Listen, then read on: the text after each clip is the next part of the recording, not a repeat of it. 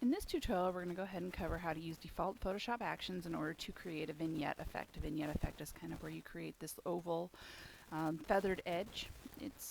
It works out pretty nicely, and sometimes it's a great way to add a photo without having to have those rough edges.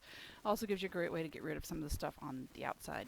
Actions are great because they will do multiple steps for you in a repeatable fashion without you having to repeat and do them every single time, which can work out really, really well. Alright, so let's go ahead and start with this berries. Make sure you've downloaded the assets. We need the berries picture, so we're going to go File and Open. And we're going to go grab our berries image, berries.jpg, and say Open.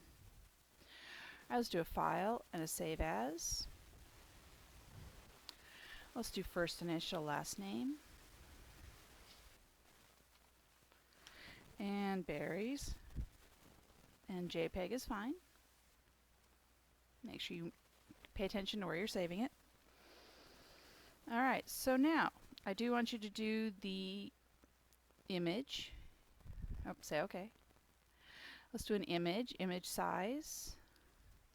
6x4 is fine. We don't need to make it too much smaller than that. It'll work out just fine. So let's say OK.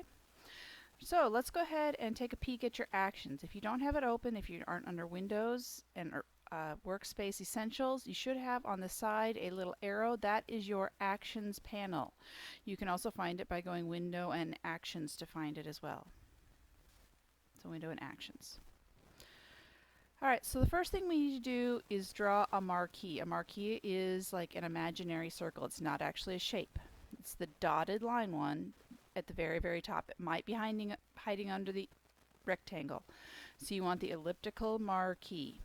So I'm going to go ahead and drag from top to bottom, kind of the oval I want. If it's not the shape I want, I can always grab my space bar and move it up or down.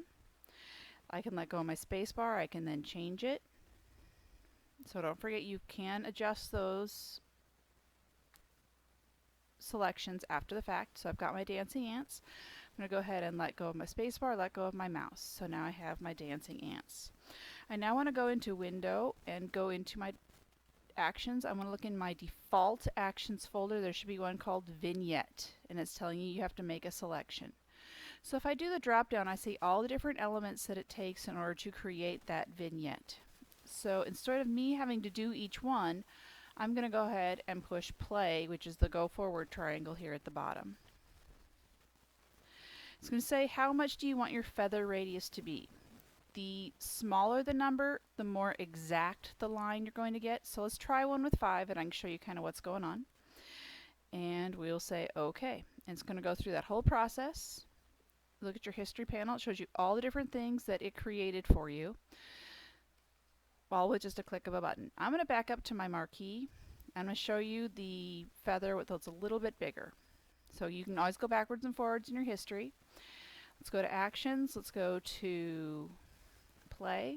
And this time, let's make it like 30 so you can kind of see the difference. And say OK. So you see you get a much softer effect the bigger the number. At this point, you're going to go ahead and push Save. You're going to go ahead and submit this one, and you need to go find another image, play with the feather radius, try a different marquee shape. Maybe you want to try a square or rectangle this time, and submit both of those. So that is how you use the default marquee action in order to create a vignette effect.